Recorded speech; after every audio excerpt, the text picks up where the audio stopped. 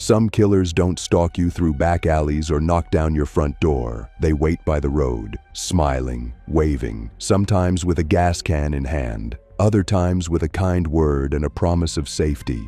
But the second you climb into that car, you've already disappeared. These 5 didn't just offer rides, they offered death, wrapped in kindness and silence. They turned highways into hunting grounds. And the worst part? No one even heard the screams. Before I tell you how these killers picked their targets and turned open roads into open graves, tell us where you're watching from and what time it is right now. And please don't forget to subscribe, because these victims didn't see the danger ahead. They saw headlights and hope.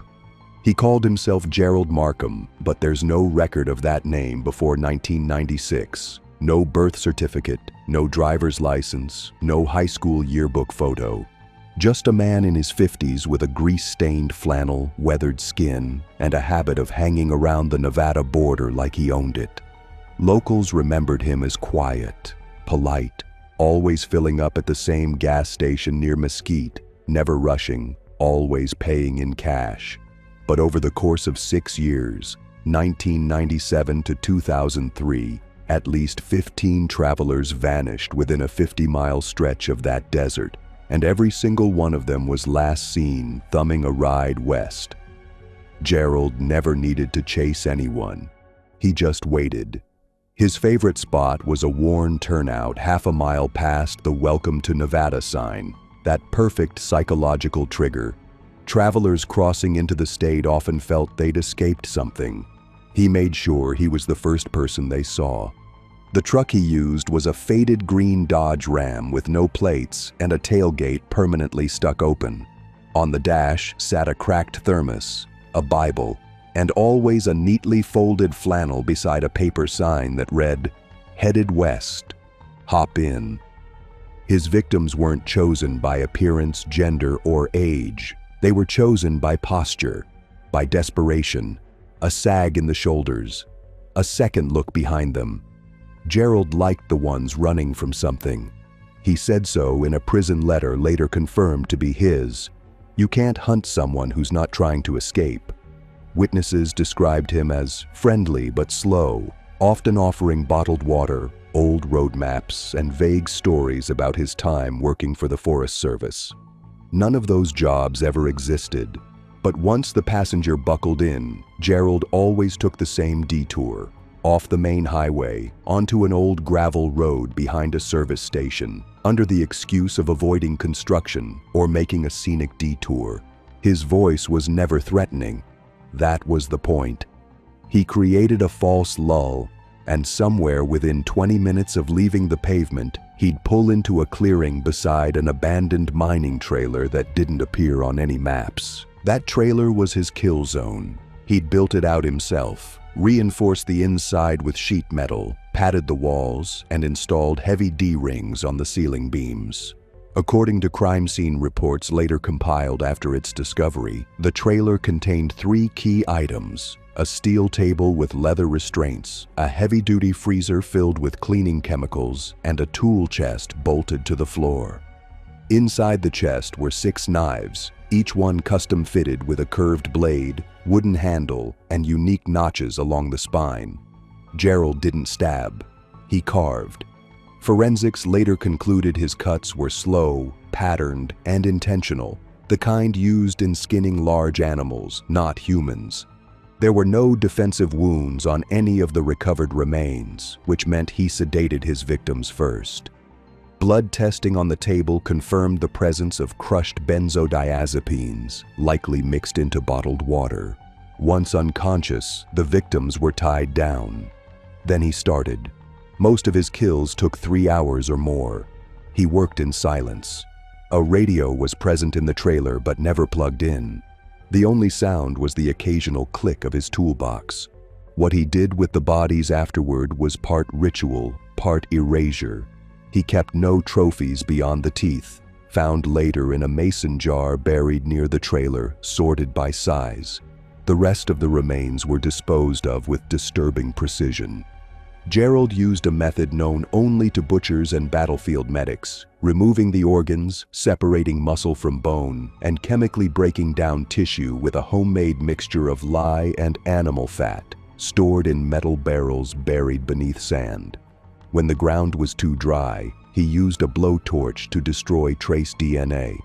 Burn pits near the trailer site showed signs of at least 12 separate burnings, though only 4 were recoverable. Among the victims were a 17-year-old boy last seen near Las Vegas, a young couple from Minnesota hitchhiking to California, and a 23-year-old woman named Lainey Ruiz who'd left her family in Arizona and never arrived at her cousin's house in Oakland. Her disappearance was what eventually unraveled everything, because unlike the others, Lainey texted her location before getting into the truck. She told her cousin she was near a "Welcome to Nevada" sign, getting picked up by a man in a green Dodge. It was the first digital breadcrumb. From there, a highway patrol officer matched the vehicle to earlier sightings. But by the time they located the trailer, Gerald Markham was already gone, vanished into desert wind like he'd never existed. The trailer was discovered in the spring of 2004, nearly a year after Gerald vanished, by a group of wildlife researchers scanning the El Dorado wilderness for mountain lion activity. From a distance, it looked like a collapsed shed. Up close, it was a mausoleum. The padlock had been cut clean, likely from Gerald himself abandoning the site. Inside, they found dried blood on the steel table, one broken leather strap dangling from its metal loop, and a scorched corner where fire damage had failed to fully consume the plywood. But it wasn't the obvious elements that chilled detectives. It was the methodical absence of panic. There were no signs of struggle, no overturned items. Every bolt, hook, and restraint had been carefully removed or destroyed. All but one. A steel hook still screwed into the ceiling beam, dark rust staining the plywood beneath it. A single strand of long black hair was wrapped around it. DNA confirmed it belonged to Lainey Ruiz. The location of the trailer placed it outside any standard search grid. Gerald had chosen his kill zone with precision, far enough from major roads to go unseen, but close enough to reach on a full tank. A journal found buried in a waterproof container 50 yards from the site offered the most insight investigators would ever get. It wasn't a confession. It was a ledger. Dates, initials, weather conditions, body weights, tissue breakdown estimates. There were entries like July 19th, 2000, girl 5 feet 3, very thin, folded clean, 3 hours, 22 minutes, and April 3rd, 2002, male, fought early, switched to paralytic, rain delayed cleanup.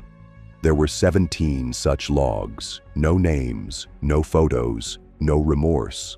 A note tucked in the back read, "Things rot. You burn the rest." But no matches, no fingerprints, and no digital devices were ever recovered. The man had removed every possible connection to himself, including the vehicle. After the text from Lainey Ruiz, Highway Patrol put out a region-wide APB for the green Dodge Ram, and in May 2004, it turned up in a junkyard outside Pahrump, crushed, melted, stripped of engine and VIN number, registered under a forged ID linked to a Utah address that had been bulldozed years before. No surveillance footage ever captured Gerald buying tools, fuel, or food. He used cash. He wore gloves. He never used the same store twice. The only confirmed photo ever found was a gas station camera still from 1999. Blurry, low res, barely catching the side of his face as he pumped gas. By 2006, investigators officially closed the search due to lack of actionable leads. But one cold case analyst kept digging, and in 2011, he tracked a death certificate issued to a Gerald Markham in Oregon. The date of death? 2005. The cause? Drowning in a lake. But the body had been cremated within 48 hours, and no family claimed it. The dental records didn't match those taken from the trailer's evidence. The photo on the certificate was similar, but younger.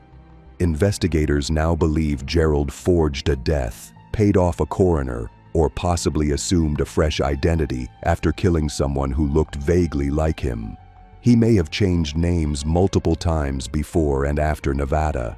Some speculate he crossed into Canada, others think he died in the desert by suicide, and some believe he kept killing, just chose new highways, new signs, and new silence. But his last confirmed activity remains 2003. A missing 22-year-old from Colorado was last seen at that same Nevada turnout. Her name was Jessica Rowan. Her backpack was found beside the road, zipped open with her journal inside. The last line she wrote, "Guy with gray beard seems nice. Gonna ride west with him." He offered cold water. She was never seen again. Gerald vanished like wind through sand, but what came next felt colder. Not because the killer was more brutal, but because he was more patient.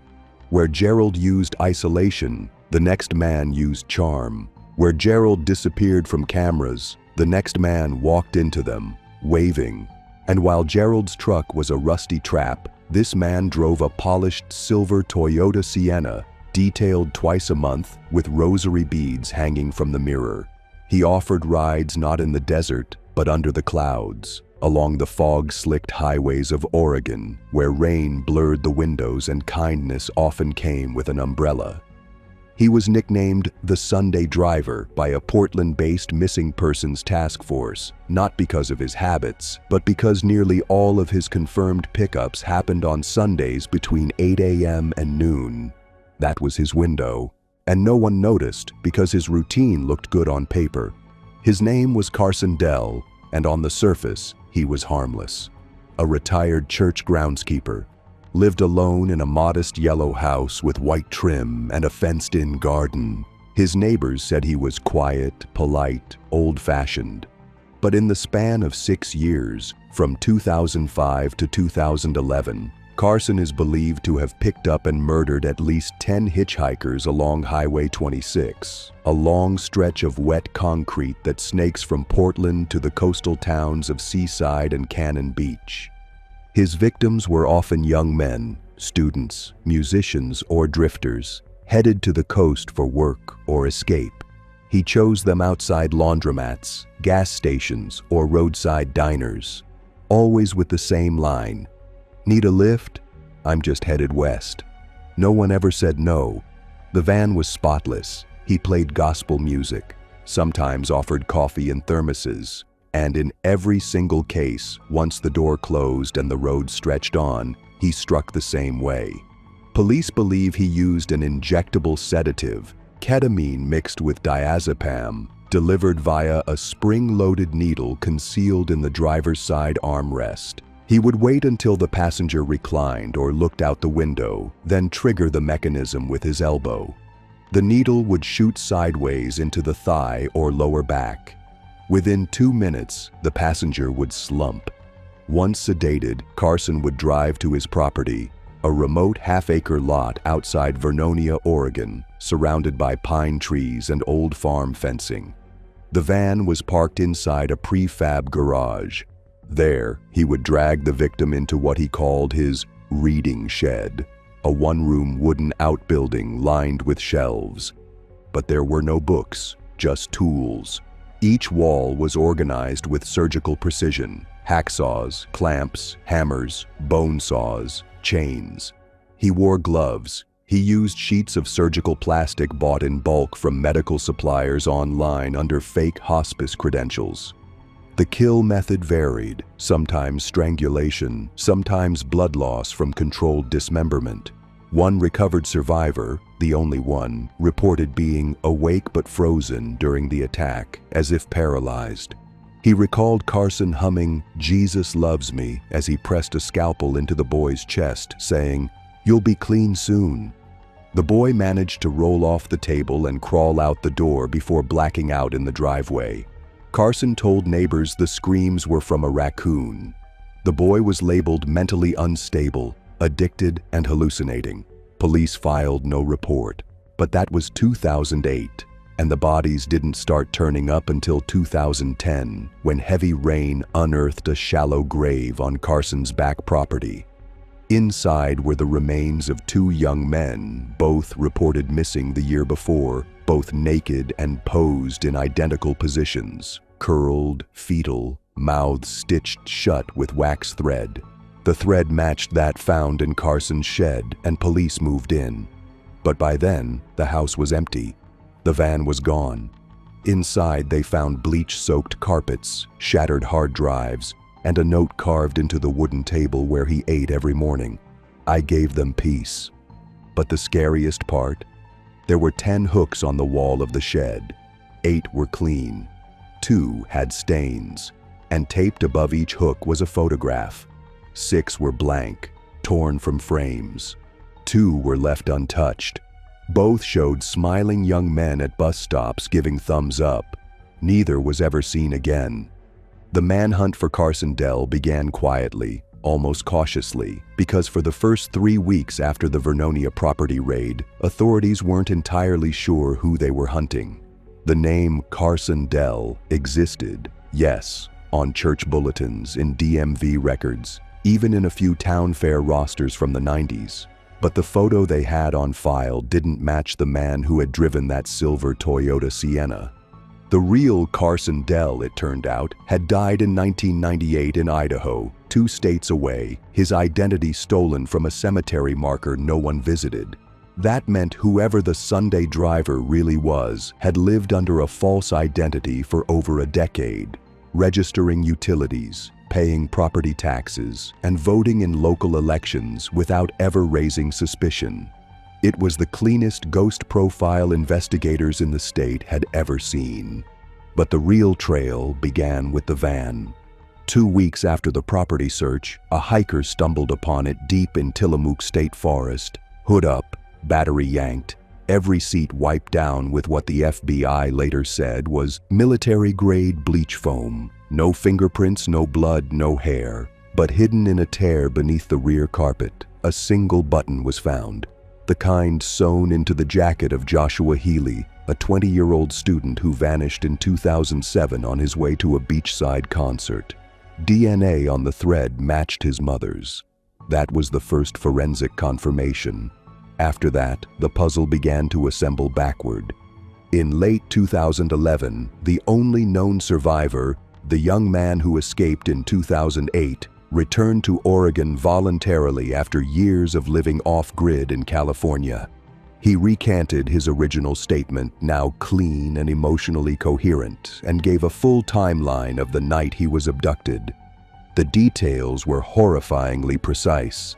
The hymn being hummed, the plastic sheeting, the quiet voice saying, "You're not dying, you're dissolving." He described the shed in exact dimensions. He named tools in the correct order. And most importantly, he gave a new detail, that Carson had worn a necklace, a silver locket, always tucked under his shirt.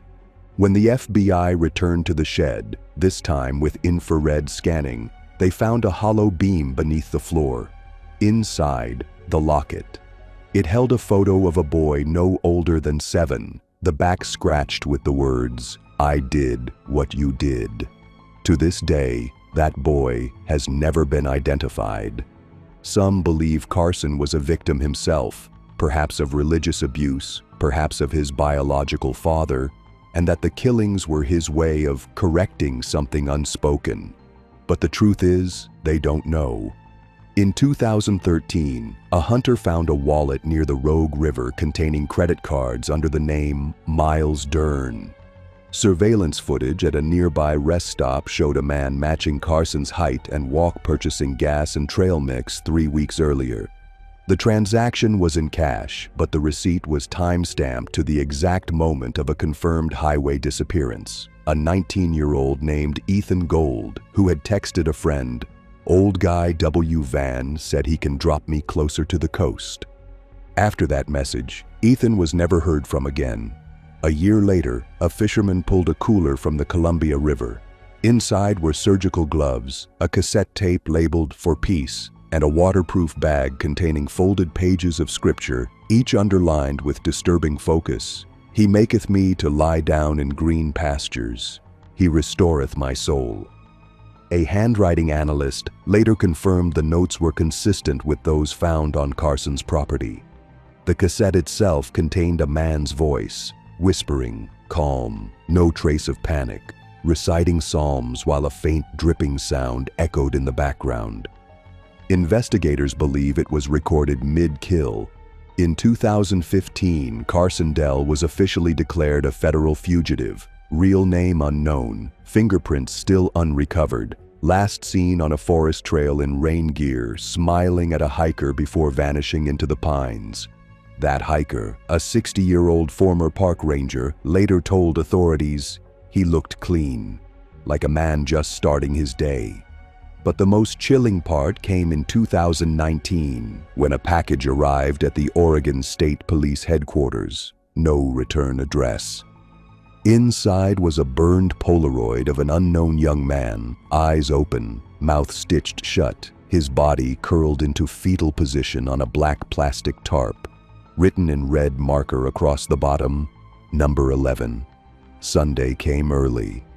By the time Carson Dell disappeared into the Oregon rain, federal investigators had quietly reopened files from another case. One they thought had long gone cold. One from the Appalachian hills where fog rolled thick through the trees and headlights often disappeared before turning corners. Because the moment they saw the stitched mouths, the gospel verses, the Sunday patterns, they remembered. Not because the methods matched, but because the silence did.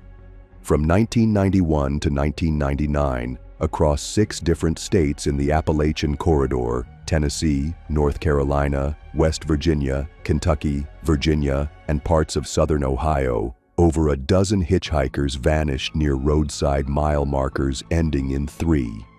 That pattern was noticed years too late. Back then, each case was treated locally: a missing drifter, a runaway teen, a backpacker who never made it to his next campsite. But the moment agents began cross-referencing highway patrol logs from the Carolinas to coal country, a trail emerged. Each last sighting came near a marker ending in 3.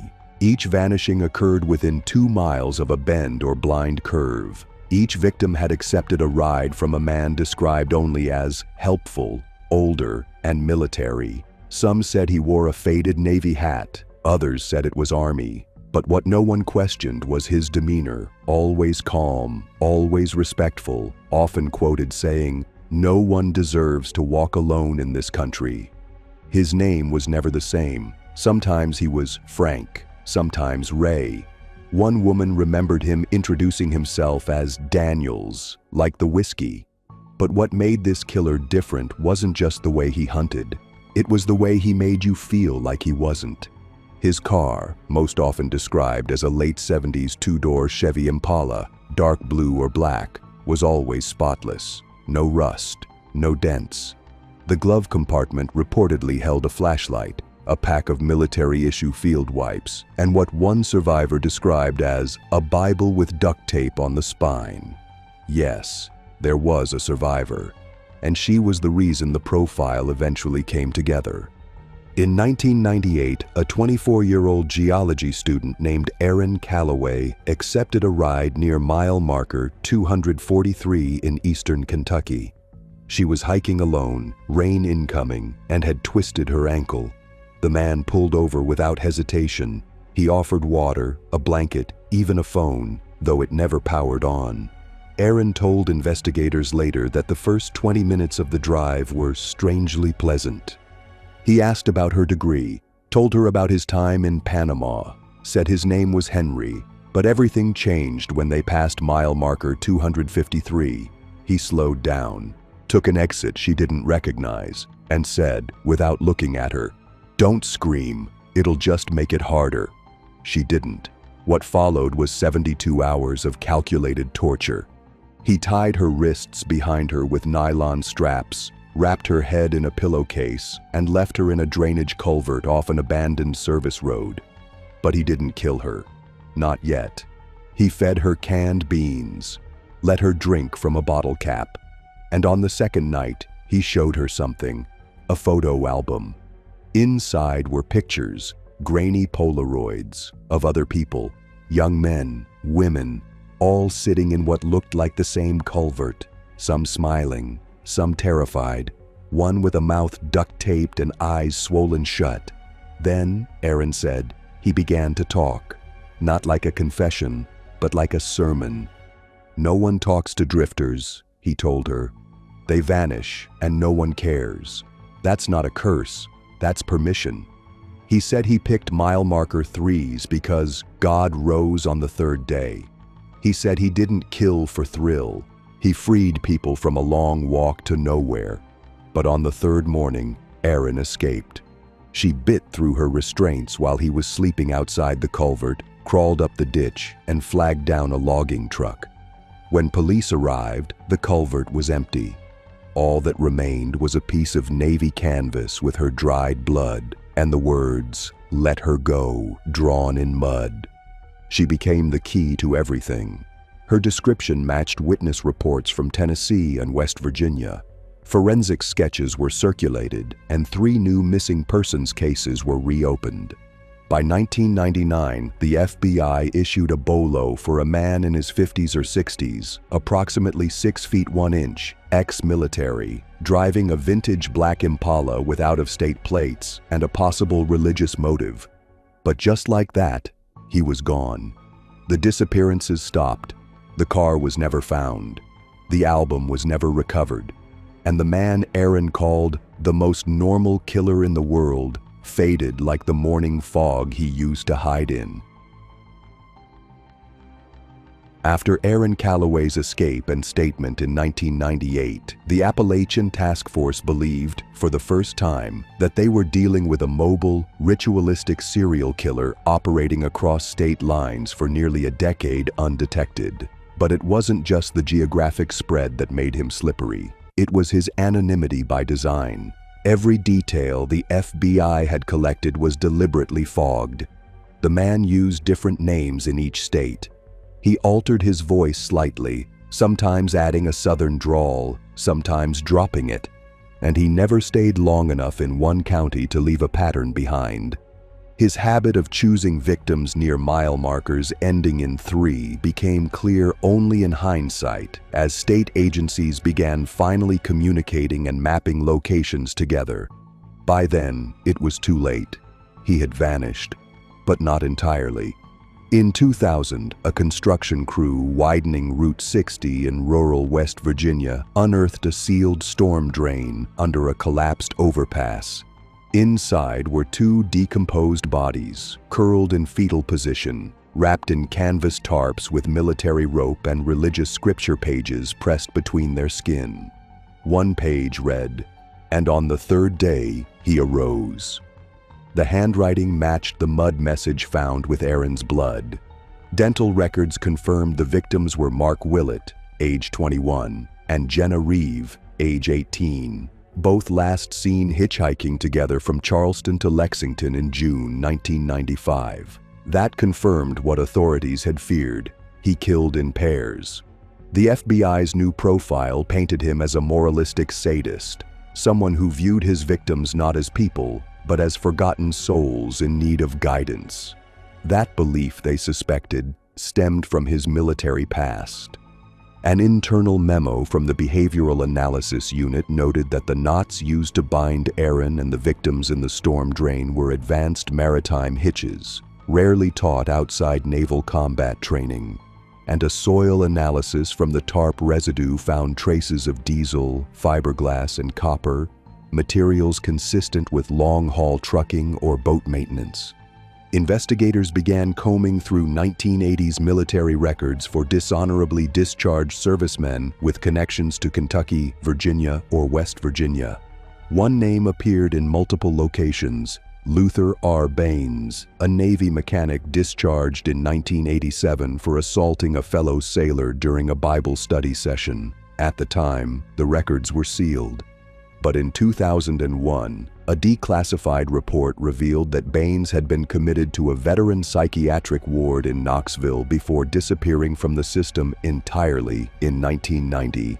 His last known residence was a church-run halfway house near mile marker 153 in Pulaski County, Virginia.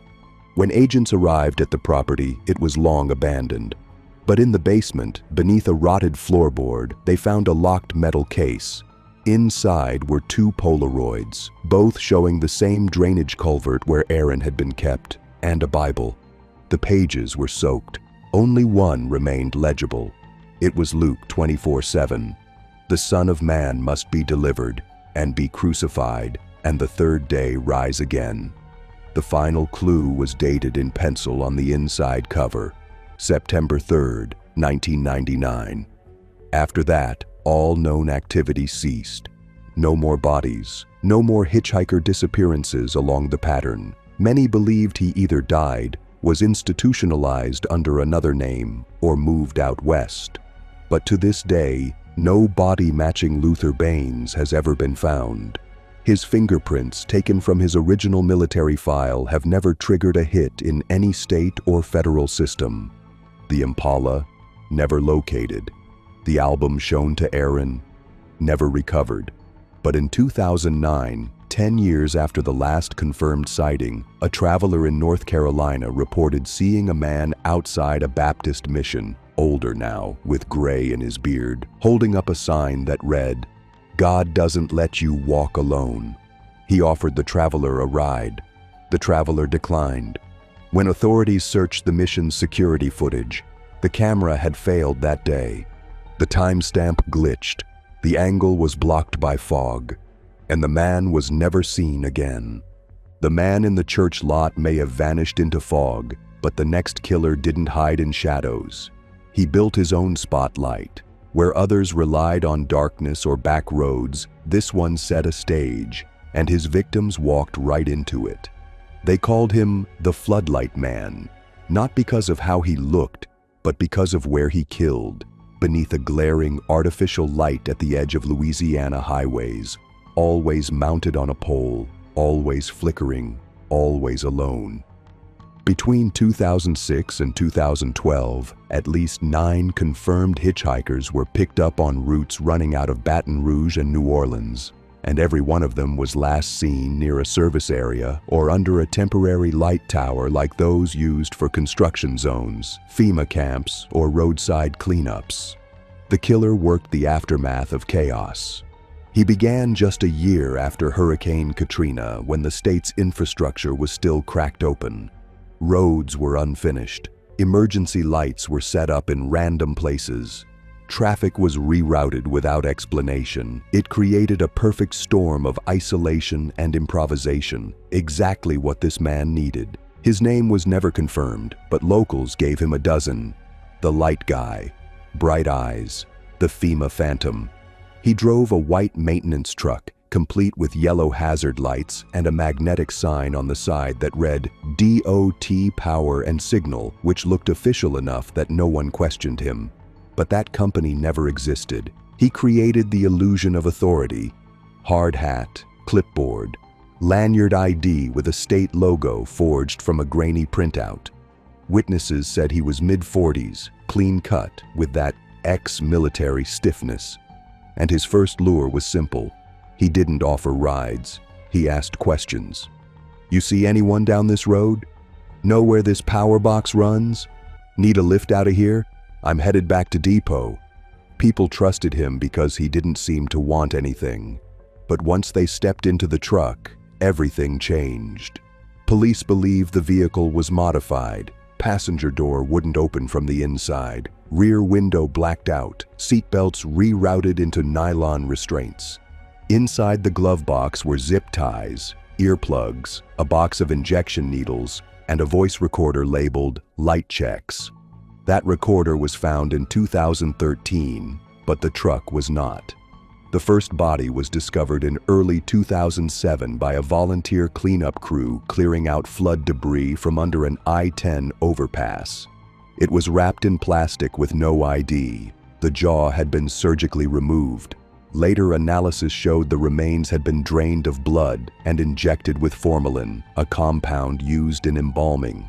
The corpse had been posed upright, seated with hands resting on its knees, mouth gaping open despite the absence of a jaw.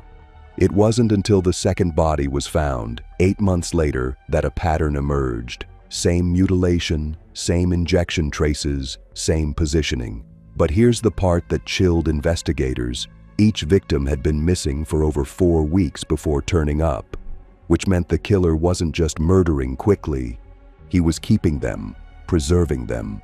One theory suggested the victims were being staged like puppets under specific floodlights, those towers set up in random spots along unfinished roads, and that he was returning nightly to look at them. A highway camera near Slidell once caught a figure dragging something under a bridge at 2:14 a.m., but the resolution was too poor to identify him. The only clue came from the floodlight logs. Every location where a body was found had its generator power checked at least once by someone using the alias D. Singer, a name not linked to any real employee or contractor. He used forged FEMA forms, fake routing numbers, even a call-in line with a pre-recorded FEMA message to trick victims into trusting the truck's origin. But the way he killed was clinical. He didn't bash, strangle, or shoot. He sedated. Investigators believe he used a mixture of ketamine and rocuronium, a paralytic agent used in intubation, delivered via thigh injection while victims were distracted. Once paralyzed, they were taken to an undisclosed secondary site, possibly a rented garage, possibly mobile, where he performed controlled blood drainage, surgical removal of the jaw, and finally embalming. The earplugs were used to muffle screams, but they were left inside the victim's post-mortem, as if to say they didn't need them anymore. The only forensic break came in 2010, when a construction worker accidentally struck a buried generator box during roadwork just south of Gonzales. Inside was a rotting sealed chest containing 3 severed jaws, each with molars marked by red dental wax. One had a gold cap. The next week, a missing person from Baton Rouge was identified by that cap. She had disappeared in 2008 while hitchhiking to visit her sister after her car broke down. Her last text read, "Guy with DOT truck says it's safe if I wait here under the light. Gonna do that." That location, Mile 72, Highway 61, was known for post-hurricane service lights. But none had been scheduled that month. When state police checked the site, the generator was gone. But in the dirt, barely noticeable, was a single boot print, narrow, size 11, military tread. Once the jaws were found and the footprint logged, Louisiana state investigators finally admitted they weren't looking for a drifter or a spree killer. They were tracking a man who operated like a state contractor, with knowledge of infrastructure, anatomy, and forensic suppression. And by 2011, the FBI had quietly labeled him as a Priority 1 fugitive under the code name Floodlight Alpha. But every time they got close to identifying him, the trail dissolved. He left behind no digital fingerprints, no fingerprints at all, no trace DNA. The vehicles used were always stripped or stolen. Every floodlight site he visited had forged documents registered through burner emails that bounced off foreign servers. Even the voice on his FEMA call-in line was artificially generated, a stitched-together tape of real FEMA agents whose voices had been scraped from training videos online. Whoever he was, he didn't just study his environment, he manipulated it. Investigators believe his connection to FEMA or highway recovery was real at some point, possibly through post-Katrina contract work. In 2011, a retired electrical subcontractor named Walter Deeks reported a former assistant who knew how to bypass grid switches, a man who asked too many questions about how to shut down traffic cams, and once dissected a deer with surgical calm. That man, according to Deeks, vanished in 2006 and was never heard from again. Deeks didn't know his real name. He only called him Doc. In 2012, the final known body surfaced, this time placed in a lit drainage culvert just outside Lake Charles. The positioning was the same, seated upright, embalmed, jaw removed. But this one had something new, a small slip of paper tucked under the victim's shirt collar. It was folded and waterproofed in wax. The words were typed, not handwritten. It read, "The light is where the dead can see themselves." Agents believe this message marked either the end of a cycle or the beginning of a new one. But nothing followed. After 2012, the killings stopped. No more staged bodies, no more DOT truck sightings, no more jaw collections. One theory suggests that the killer might have died, as post-Katrina respiratory illnesses were common among long-term recovery workers. Another, more chilling theory suggests that he was absorbed into another agency, that his deep knowledge of emergency infrastructure allowed him to slip inside a new identity, possibly as a city inspector, utility operator, or contractor. To this day, no one has located the garage or facility where the embalming and mutilation occurred. No shell company has claimed ownership of any of the mobile floodlight towers tied to the disposal sites. And every time law enforcement tries to pull records for dot power and signal, the file appears for 1 second in the registry system before vanishing, overwritten or redirected, as if being scrubbed in real time. The most disturbing piece of evidence emerged in 2015, 3 years after the last known victim, when a pair of urban explorers broke into an abandoned hospital slated for demolition in Plaquemine Parish. Deep in the boiler room, beneath plastic sheeting and flood debris, they found a mannequin seated in a chair, jaw removed, hands resting on its knees, a generator humming nearby to power a single overhead floodlight. On the wall behind it, carved in rust, 10 were real. This one's for show. DNA was pulled from a wire used to secure the mannequin's arms. It didn't match any victim, but it did match the boot print tread found 5 years earlier outside the Baton Rouge jaw site. A near-perfect match. Military surplus, size 11. Still, no name, no arrest, no closure. Some believe he's still alive, traveling city to city, hidden under a new truck, a new lanyard, a new patch. Others believe he's teaching someone else. What everyone agrees on is this: the Floodlight Man wasn't hunting in the dark. He was inviting people to stand in the light, just long enough to vanish. For years, the Floodlight Man used forged documents and vanished into silence. But the final name on this list didn't need fake papers or remote camps.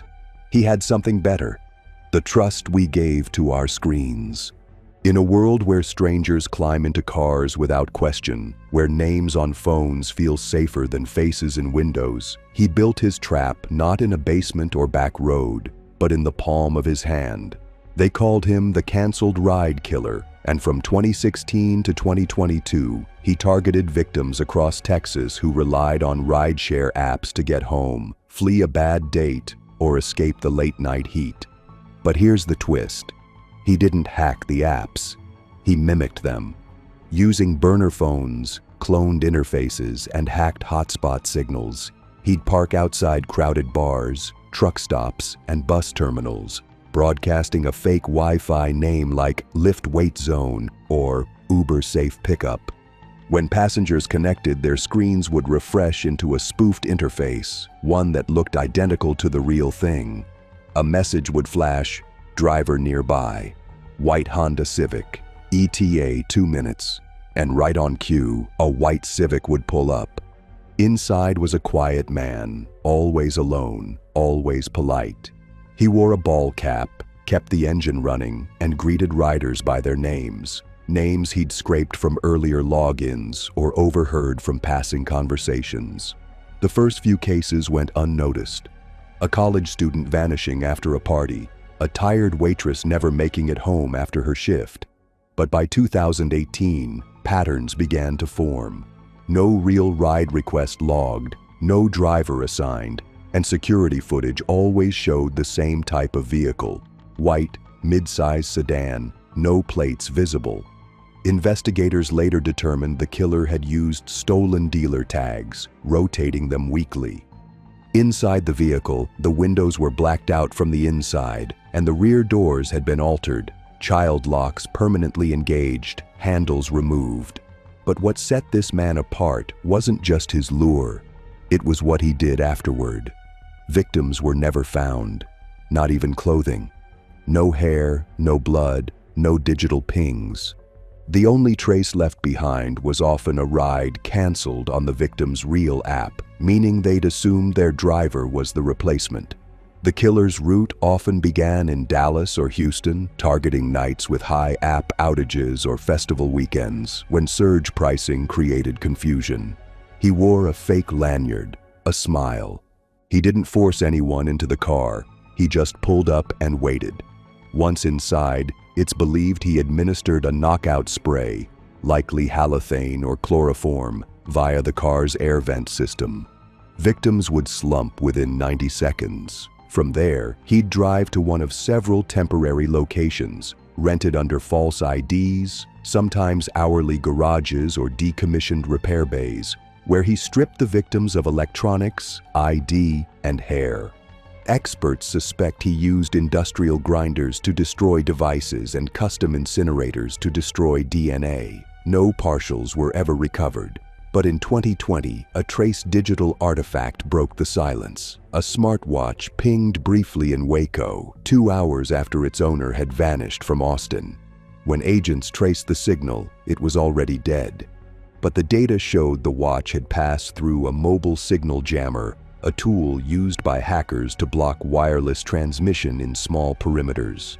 Only law enforcement or military-grade buyers could access them legally, so how did he get one? A deeper dig found that a man using the alias Brandon Hicks had purchased signal equipment, car vent filters, and large quantities of industrial bleach over a 4-year span. All paid in cash, all delivered to P.O. boxes registered to closed businesses across Texas. The burner phones he used to mimic app notifications were disposable, but one was recovered in a trash bin outside a closed storage unit in San Antonio. On the phone's internal storage was a folder titled Roots. Inside were GPS logs from nighttime drives along Interstate 35, including pauses near rest stops, service tunnels, and flood ditches later determined to be too deep for search efforts. The man's patterns were clear. He hunted where phones died, apps glitched, and silence was expected. But the most chilling moment came when one victim's family found a dashcam file auto-uploaded to a cloud. The footage was corrupt, but for 3 seconds, the victim's voice was heard saying, "Is this the right one? The name says Brandon, but..." followed by a loud hiss. Experts cleaned the audio but found no speech afterward. Just static, just breathing. Then a final beep as the connection severed. That was the last known trace. The real Brandon Hicks never existed. The ID used to rent P.O. boxes was linked to a man who died in 1993. Surveillance photos caught the killer only once, buying coffee at a gas station near Fort Worth. He wore a baseball cap, sunglasses, and a patch on his sleeve that said, "Support Ride Safety." Irony, investigators later said, wasn't lost on him. By 2022, he'd vanished. No more fake rides, no more victims. Some believe he retired. Others say he's still driving, just under a new car, new signal, new name. Because the truth is, in the world of apps and cars and fast nights, no one remembers who picked them up. They just remember getting home, or not getting there at all. When the canceled ride killer finally caught the attention of the FBI's cybercrime and behavioral threat assessment units in early 2022, it wasn't because of the bodies. There weren't any. It was because of the complete lack of them. By then, nearly a dozen cases across Texas had linked to the same eerie formula: a confirmed rideshare app cancellation, a white sedan seen pulling up within minutes, and a total blackout of digital trail within 1 to 3 hours of the victim entering the vehicle. These weren't just disappearances, they were erasures. Phone companies couldn't retrieve tower pings. Ride apps claimed the users had canceled pickups. Home routers showed last activity, then went dead. It was almost as if the killer had figured out how to turn the digital world off around him, not by hacking servers or crashing systems, but by quietly stepping 1 foot ahead of the algorithm. Forensic specialists theorized that he used a combination of portable signal jammers, cloned routers, and short-distance relays, tech typically reserved for corporate espionage, to intercept outgoing device traffic, delaying real GPS signals just long enough to slip past the data horizon. But the real break came not from code, but from blood. In July 2022, a flood drained out a storm basin in southern San Antonio, revealing something long thought impossible: biological evidence. A group of teenagers discovered a sealed steel barrel buried beneath a collapsed runoff drain. Inside were ash remains, scorched electronics, and a fused mass of enamel and metal, later confirmed to be human teeth bound in a melted dental retainer. The victim was ID'd via a dental match, 23-year-old Reina Lopez, who had vanished 3 years earlier after leaving a friend's birthday party in East Austin. Her last message had read, "Uber's here, white car, guy says his name is Brandon." It was the same pattern, but this time, the steel barrel had scratches inside, drag marks, as if the killer had tried to reposition something during the burning. Mixed in with the ash was a melted plastic tag, a piece of a fake license plate. The number was incomplete, but distinct enough to trace back to a salvage lot outside of Lubbock. The lot owner said a man in his 30s had purchased 3 sedans over 5 years, always in cash, always using a temporary inspection badge and a business card labeled Ride Clean Services. That company didn't exist. But the address on the card led to a warehouse near Del Valle, locked, empty, and reeking faintly of bleach. Inside were boxes of cheap burner phones, a laptop burned to its motherboard, and a storage locker containing 8 baseball caps, all with rideshare company logos. The scariest part? One of the hats wasn't from any known company. It had a new logo, one that no one recognized. A stylized R in bright green with the slogan, "Right way, right time." When analysts reverse searched the image, no app or ride service surfaced. It was custom, created for one man, one illusion. The theory? He was building a new brand, a fresh digital trap to bait the next wave of victims who'd grown used to traditional rideshare logos. But it never launched. The burner phone found at the site last pinged 2 days before the warehouse was cleared out. The ping came from the Oklahoma border, then silence. No new vanishing cases since. Some believe that was the end, that he torched his last base and walked into the night. Others think he's laying low, rebuilding, waiting for a new app, a new company, a new signal to mimic. And some believe he's already resumed, using a smarter method, a deeper cover, and just choosing victims who won't be missed as quickly. In late 2023, a 911 call was placed from a rest stop near El Paso. A woman was whispering, "This isn't my driver," she said. "He has my name, but..." The call cut. Dispatch traced the number to a prepaid SIM with no subscriber ID. When officers arrived, the lot was empty, no tire marks, no trace. But inside the bathroom, scribbled in pen across the mirror, was one message. It said, "Right way." I believed him. That writing matched the victim's notebook found later in her dorm. Same pen, same slant, same final clue, but nothing else. And no one's sure if that was the killer resurfacing, or someone trying to become him. Because when a murderer learns how to vanish into the very technology designed to protect you, catching him isn't just hard, it's almost impossible.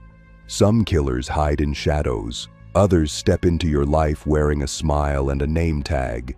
They don't chase you, they wait for you to walk closer, to accept the ride, to trust the voice that sounds just safe enough, and by the time you realize what you've entered, it's already locked from the inside. Tell us where you're watching from, and which killer haunts you the most.